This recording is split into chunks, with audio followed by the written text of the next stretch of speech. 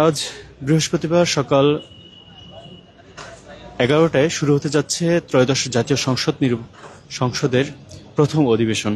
গত 12ই ফেব্রুয়ারি নির্বাচন হওয়ার পর 30 দিনের মধ্যে যেই অধিবেশন হওয়ার কথা সেই অধিবেশনটি আজ বেলা 11টায় শুরু হতে যাচ্ছে। এই মুহূর্তে আমরা দেখতে পাচ্ছি সংসদ ভবনের প্রবেশপথ 6 নং গেটের আমরা দেখতে পাচ্ছি আইন শৃঙ্খলা বাহিনীর সতর্ক অবস্থান রয়েছেন, কড়া নিরাপত্তায় তারা এখানে রয়েছেন এবং আমরা দেখতে পাচ্ছি সংসদে যারা সংসদ সদস্য রয়েছেন তারা প্রবেশ করছেন, তাদের গাড়ি বহন নিয়ে তারা সংসদের ভিতরে প্রবেশ করছেন এবং বেলা 11টা থেকে জাতীয় সংসদের প্রথম অধিবেশন শুরু হবে। সেই অধিবেশনে নবনির্বাচিত সকল সংসদ সদস্য উপস্থিত থাকবেন এবং এই অধিবেশনেই শুরু হবে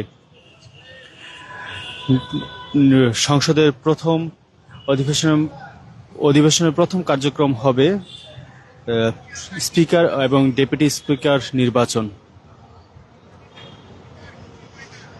সংখ্যাগরিষ্ঠ দল হিসেবে বিএনপির সিদ্ধান্ত অনুযায়ী সংসদ নেতা ও প্রধানমন্ত্রী তারেক রহমান শুরুতেই বক্তব্য মাধ্যমে এই অধিবেশন শুরু হবে। এরপর সংবিধান ও কার্যপ্রণালী বিধি অনুযায়ী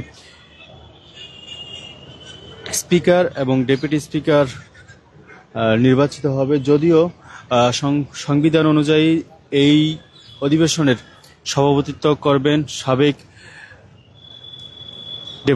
স্পিকার এবং ডেপুটি স্পিকার, কিন্তু গণ অভ্যুত্থানের মাধ্যমে দ্বাদশ জাতীয় সংসদের যেই বিদায় বা স্থগিত হয় তার কারণে এবারের অধিবেশনে গুরুত্বপূর্ণ একটি বিষয় হিসেবে সংসদে সভাপতিত্ব কি করবেন সেই বিষয়টি আলোচনায় আসেন। তবে সংসদের চিফ হুইপ যেমনটি জানিয়েছেন, জাতীয় সংসদের চিফ হুইপ নুরুল ইসলাম যেমনটি জানিয়েছেন যে অধিবেশনের শুরুতেই সংসদ নেতা তারেক রহমান তার সভাপতিত্ব করবেন এবং সভাপতিত্ব করার জন্য তিনি একজন জ্যেষ্ঠ সংসদ সদস্যের নাম প্রস্তাব করবেন এবং সেই নাম অনুযায়ী অন্য একজন সেই সদস্যকে সমর্থন করবেন এবং এর মাধ্যমে সেই জ্যেষ্ঠ সংসদ সদস্যের মাধ্যমে সংসদের প্রথম অধিবেশনে একদম প্রথম কার্যক্রমটি শুরু হবে তার সভাপতিত্বে এবং তার সভাপতিত্বে নতুন স্পিকার এবং ডেপুটি স্পিকার নির্বাচন হবে এবং ডেপুটি স্পিকার নির্বাচনের মাধ্যমে প্রথম অধিবেশনের কার্যক্রম শুরু হবে। যেমনটি জানা গিয়েছে যে প্রথম অধিবেশনটি প্রায় 1 মাস চলতে পারে। প্রথম দিনের যে কর্মসূচি সম্পর্কে যেমনটি জানিয়েছেন চিফ হুইপ যে পবিত্র কোরআন তেলাওয়াতের মাধ্যমে অধিবেশনের শুরু হবে। এরপর স্পিকার এবং ডেপুটি স্পিকার পদে একাধিক প্রার্থী না থাকলে কণ্ঠভোটের মাধ্যমেই নির্বাচন হবে। নির্বাচনের পর 15 থেকে 20 মিনিটের জন্য অধিবেশন মুলতবি করা হবে। এই বিরতিতে সংসদ ভবনে নতুন স্পিকার ও ডেপুটি স্পিকারকে শপথ বাক্য পাঠ করাবেন রাষ্ট্রপতি মোহাম্মদ শাহাবুদ্দিন। এরপর নতুন স্পিকারের সভাপতিত্বে অধিবেশনের মূল কার্যক্রম শুরু হবে। অধিবেশনে 5 সদস্যের একটি সভাপতি মণ্ডলী মনোনয়ন ও শোক প্রস্তাব উত্থাপন করা হবে। এছাড়া প্রথম অধিবেশনে সরকারের প্রধান কাজ হবে অন্তর্বর্তীকালীন সরকারের যে 18 মাসে বিভিন্ন অধ্যাদেশ জারি করা হয়েছিল, অর্থাৎ 130 থেকে 133টি যে অধ্যাদেশ জারি করা হয়েছিল অন্তর্বর্তীকালীন সরকারের সময়, সেই অধ্যাদেশগুলো উপস্থাপন করা হবে। সব অধ্যাদেশ বাছাইয়ের জন্য একটি বিশেষ কমিটিও গঠন করা হবে। এরপর সংবিধানের 72 নং অনুচ্ছেদের 1 ধারা অনুযায়ী যে বছরের প্রথম ও নতুন সংসদের প্রথম অধিবেশনে সংসদ ভবনের ভিতরে যে ভাষণ দেবেন রাষ্ট্রপতি এবং এই ভাষণ নিয়ে কিন্তু মূলত এবারের প্রথম অধিবেশনে যে উত্তাপ ছড়াতে পারে এমনটি ধারণা করা হচ্ছে। কারণ সংসদের বিরোধী দলীয় নেতা বা বিরোধী দল হিসেবে জামাত এবং এনসিপি তারা সংসদে রাষ্ট্রপতির ভাষণ সম্পর্কে তাদের আপত্তি রয়েছে, রাষ্ট্রপতির ভাষণ নিয়ে তাদের আপত্তি রয়েছে। সেই আপত্তির কারণেই সংসদ ভবনে একটি উত্তাপ বিরাজ করতে পারে এমনটি আশঙ্কা করা হচ্ছে। এছাড়া ডেপুটি স্পিকার পদে জুলাই সনদ অনুযায়ী বিরোধী দল থেকে যেই ডেপুটি স্পিকার মনোনয়নের যে বিষয়টি সেটি আপাতত নাকচ করেছেন।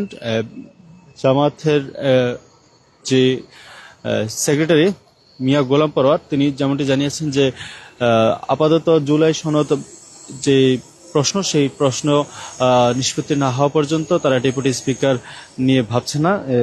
সেই পত্রে তারা আপাতত তারা স্থগিত রচ্ছে বা এই পদ তারা নিতে চাচ্ছে না, এমনটি তিনি জানিয়েছেন।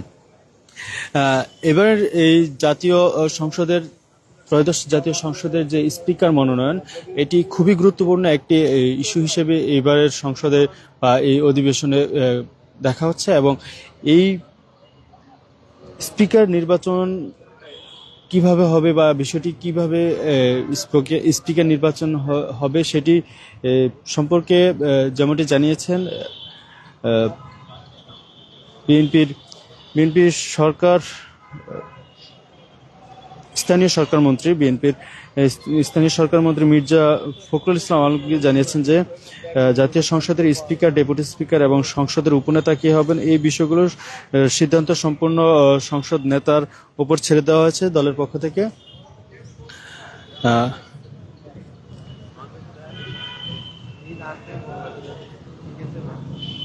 এছাড়া যেমনটি আমরা জানতে পেরেছি যে আজকে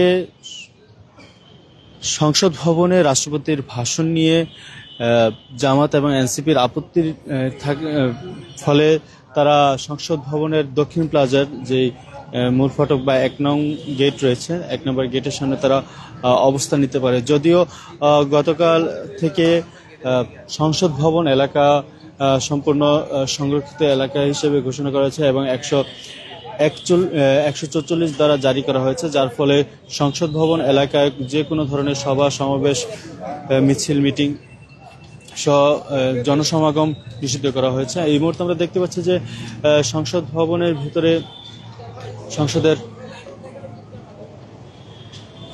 সদস্যরা প্রবেশ করছে, বিশেষ করে যারা মন্ত্রিত্ব রয়েছে সেই মন্ত্রী উপমন্ত্রী সহ যারা রয়েছেন তাদের গাড়ি ঘর প্রবেশ করছেন, এমনটা আমরা দেখতে পাচ্ছি। বেলা 11টা শুরু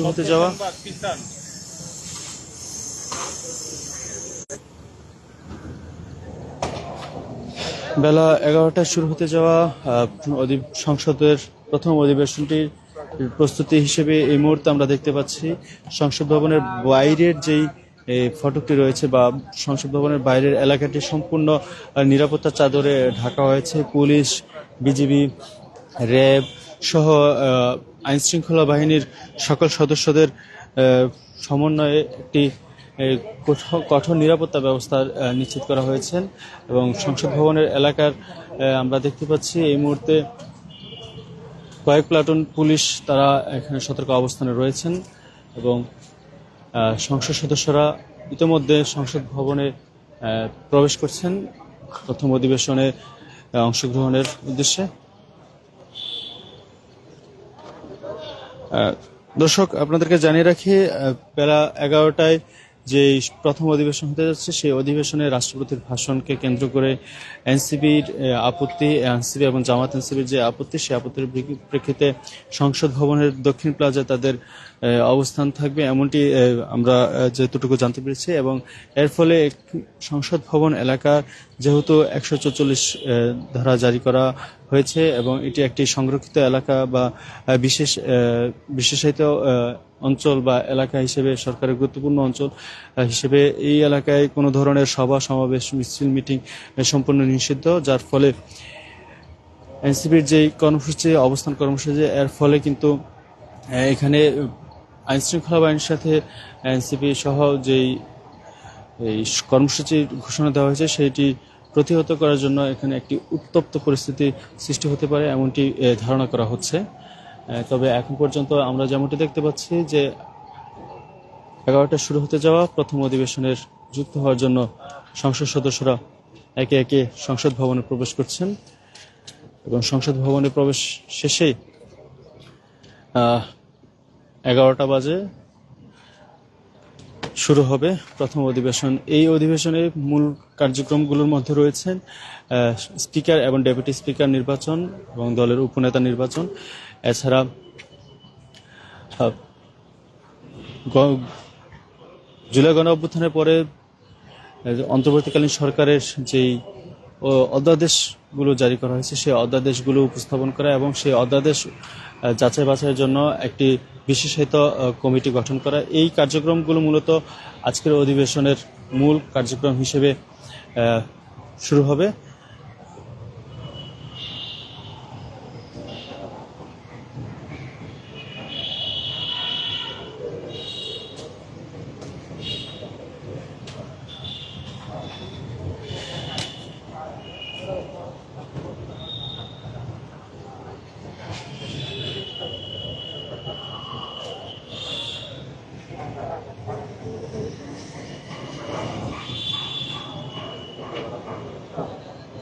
দর্শক, এই মুহূর্তে আমরা দেখতে পাচ্ছি আমজনতা দলের সদস্য সচিব তারেক রহমান তিনি সংসদ ভবনে প্রবেশ করলেন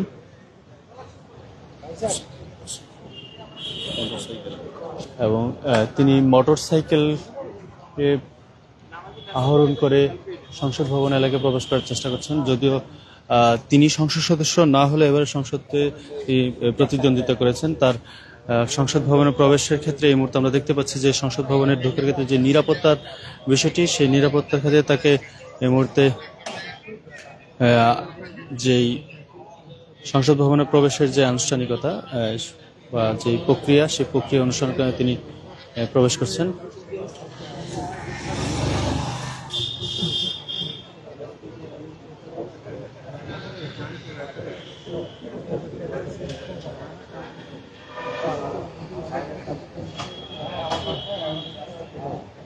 দর্শক, আজকের এই অধিবেশনটি কিন্তু একটি ঐতিহাসিক অধিবেশন হিসেবে বিবেচিত হচ্ছে, কারণ এবারে প্রথম অধিবেশন যেখানে স্পিকারের অনুপস্থিতিতে বা স্পিকারের পদ শূন্য রেখেই কিন্তু অধিবেশন শুরু হতে যাচ্ছে এবং এই স্পিকারের সভাপতিত্ব ছাড়া অধিবেশন শুরু হবে এবং সেই প্রক্রিয়াটি কিভাবে হবে সেটি নিয়েও কিন্তু একটি ধোঁয়াশা রয়েছে বা হচ্ছে যে একটি নতুন একটি প্রক্রিয়া শুরু হয়েছে, যেটি আসলে কি হবে, সাংবিধানিক পদ্ধতি বা সংবিধানের যে কার্যকারিতা সবকিছু মিলে কিন্তু এখানে স্পিকারের পদ বা স্পিকার শূন্য অবস্থায় যে অধিবেশন, সেই অধিবেশনটি আসলে একটি আলোচনার বিষয় এবং এর ফলেই কিন্তু এই অধিবেশনটি একটি গুরুত্বপূর্ণ অধিবেশন হিসেবে বিবেচনা করা হচ্ছে, ঐতিহাসিক অধিবেশন হিসেবে বিবেচনা করা হচ্ছে, যে অধিবেশনে স্পিকারের শূন্য পদ রেখেই শুরু হবে এবং এবং একটি গণ অভ্যুত্থান পরবর্তী নতুন নির্বাচিত সরকার বা সংসদের যে অধিবেশন, সেই অধিবেশনের একটি মাইল ফলক হিসেবে এটি একটি গুরুত্বপূর্ণ ঐতিহাসিক মুহূর্ত বা ঐতিহাসিক বিষয় হিসেবে বিবেচনা করা হবে। এবং এই সংসদ নির্বাচনের সংসদের যে স্পিকার নির্বাচন, সেই নির্বাচন স্পিকার এবং ডেপুটি স্পিকার ও উপনেতা এই সব কিছু একান্তই সংসদ নেতার নিজস্ব যেই পাওয়ার অফ অ্যাটর্নি বা তার যেই সংসদ নেতা হিসেবে তার যেই কার্যক্ষমতা, সেই কার্যক্ষমতা ভিত্তিতে তিনি নাম প্রস্তাব করবেন। সংসদের প্রথম অধিবেশনে যেমনটি আপনাদেরকে বলছিলাম যে অধিবেশনের একদম শুরুতেই একটি সাময়িক সভাপতি মণ্ডলী বা হচ্ছে যে একটি সাময়িক ভাবে একটি সভাপতি বা স্পিকারের যেই নাম প্রস্তাব করা হবে, অর্থাৎ সংসদের বয়োজ্যেষ্ঠ সংসদ সদস্যের নাম প্রস্তাব করা হবে এবং তার সভাপতিত্বেই প্রথম অধিবেশনটি হবে 15 থেকে 20 মিনিটের। সেই অধিবেশনের একদম প্রথম কার্যক্রমটি হবেই কিন্তু স্পিকার এবং ডেপুটি স্পিকার নির্বাচন। এরপর সেই স্পিকার ডেপুটি স্পিকার নির্বাচন শেষে 15 থেকে 20 মিনিটের একটি অধিবেশনের যে মুলতবি ঘোষণা করা হবে 15 থেকে 20 মিনিট, এবং এই সময়ের মধ্যে রাষ্ট্রপতি মোহাম্মদ শাহাবুদ্দিন নবনির্বাচিত সেই স্পিকার ও ডেপুটি স্পিকারকে শপথ পাঠ করাবেন। এরপর শুরু হবে মূল অধিবেশনের কার্যক্রম। সেই মূল অধিবেশনের কার্যক্রমটি শুরু হবে পবিত্র কোরআন তেলাওয়াতের মাধ্যমে এবং অন্য ধর্মের ধর্মীয় গ্রন্থ থেকে সেই ধর্মীয় গ্রন্থ পাঠ করার মাধ্যমে, অর্থাৎ ধর্মীয় আচার মেনেই প্রথম অধিবেশনের প্রথম মূল কার্যক্রমটি শুরু হবে। এরপর ধীরে ধীরে যেই অন্তর্বর্তীকালীন সরকারের যে 18 মাসে 130 থেকে 33টি অধ্যাদেশ জারি করা হয়েছে, সেই অধ্যাদেশগুলো উপস্থাপন করা হবে এবং অধ্যাদেশ যাচাই বাছাইয়ের জন্য একটি 5 সদস্যের কমিটি গঠন করা হবে এবং সেই কমিটি আসলে অধ্যাদেশগুলো যাচাই বাছাই করবে না। এবং প্রথম অধিবেশনটি প্রায় 1 মাসের মতো চলতে পারে এমনটি আমরা জানতে পেরেছি। কারণ এই প্রথম অধিবেশনের মূল কার্যক্রম কিন্তু অন্তর্বর্তীকালীন সরকারের যেই অধ্যাদেশগুলো জারি করা হয়েছিল সেই অধ্যাদেশগুলোর আইনি বৈধতা দেওয়া, অর্থাৎ এগুলোকে জাতীয় সংসদের বিল পাশের মাধ্যমে এগুলোকে আইন হিসেবে বা এগুলোকে পাশ করানো, বিল পাশ করা, সেই কার্যক্রমটি দীর্ঘ সময়, অর্থাৎ প্রত্যেকটি অধ্যাদেশ আলোচনা, বিতর্ক, এই সবের মাধ্যমে কিন্তু চূড়ান্ত একটি সিদ্ধান্ত আসবে এবং সেটি বিল হিসেবে বা আইন হিসেবে পাশ হবে। সেই আইন পাশ হওয়ার পর সেটি আসলে নিষ্পত্তি হবে বা যদি অধ্যাদেশ সেটি সংসদে গৃহীত না হয় সেটি বাতিল হবে। অর্থাৎ মূল কথা হচ্ছে যেই অধ্যাদেশগুলো অন্তর্বর্তীকালীন সরকার প্রদান করেছেন বা জারি করেছেন, সেই অধ্যাদেশগুলো আইন হিসেবে বাস্তবায়িত হওয়া বা বাতিল হওয়ার যেই কার্যক্রমগুলো সেটি আসলে চলতে থাকবে। এবং এই প্রথম অধ্যাদেশটি প্রায় 1 মাসের মতো সময় লাগবে শেষ হতে, কারণ প্রথম অধিবেশনটি প্রায় 1 মাসের মতো সময় লাগবে, কারণ এত পরিমাণ অর্থাৎ 130-এর মতো যে অধ্যাদেশ রয়েছে সেই অধ্যাদেশগুলো আসলে যাচাই বাছাই করা, সংসদে এগুলো উত্থাপন করা, আলোচনা করা এবং তর্ক বিতর্কের মাধ্যমে একটি সিদ্ধান্ত উপনীত হয় সেটি আইন হিসেবে বাস্তবায়িত হওয়া, এই প্রক্রিয়াটি সম্পন্ন হতে এতগুলো অধ্যাদেশ সম্পূর্ণ বিচার বিশ্লেষণ করে আইন হিসেবে উত্থাপন করা বা বাতিল করার যে প্রক্রিয়া সেটি সম্পূর্ণ হতে প্রায় 1 মাসের মতো সময় লাগবে। এই মুহূর্তে আমরা দেখতে পাচ্ছি একটি গাড়িভর সংসদের ভিতর প্রবেশ করছেন। আসলে এই মুহূর্তে আমরা যেমনটি দেখতে পাচ্ছি যে সংসদ ভবনের 6 নং গেট এবং 2 নং গেটের মাধ্যমে সংসদ সদস্যরা সংসদ ভবনে প্রবেশ করছেন। ইতিমধ্যে আমরা যেমনটি দেখতে পেরেছি যে সংসদ ভবনে স্থানীয় সরকার মন্ত্রী মির্জা ফখরুল ইসলাম আলমগীর এমপি, এছাড়া আমির খসরু মাহমুদ চৌধুরী সহ গুরুত্বপূর্ণ কিছু নেতাকর্মী, নেতৃবৃন্দ ইতিমধ্যে সংসদ ভবনে প্রবেশ করেছেন। এছাড়া অন্যান্য সংসদ সদস্যরাও তাদের গাড়িবহর নিয়ে সংসদ ভবনে প্রবেশ করছেন এবং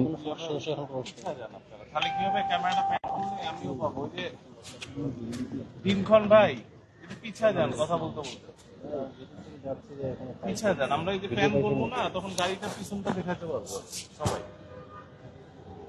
যেহেতু বেলা 11টায় সংসদ অধিবেশন শুরু হতে যাচ্ছে, ইতিমধ্যে সংসদ সদস্যরা সংসদ ভবনে প্রবেশ শুরু করেছেন এবং নির্ধারিত সময়ের মধ্যে অধিবেশন শুরু হবে। এতক্ষণ আপনাদেরকে সংসদ অধিবেশনের শুরু হওয়ার যে বিস্তারিত সেটি জানাচ্ছিলাম এবং সংসদ অধিবেশনের যে কার্যক্রমগুলো বা কর্মসূচি সেই বিষয়গুলো বিস্তারিত জানানোর চেষ্টা করেছি আমি বিলাল হোসেন স্বাধীন। আবারও নতুন কোনো তথ্য নিয়ে যুক্ত হব, ততক্ষণ পর্যন্ত বাংলা নিউজের সাথে যুক্ত থাকুন, দেখতে থাকুন সবার আগে সর্বশেষ সংবাদ।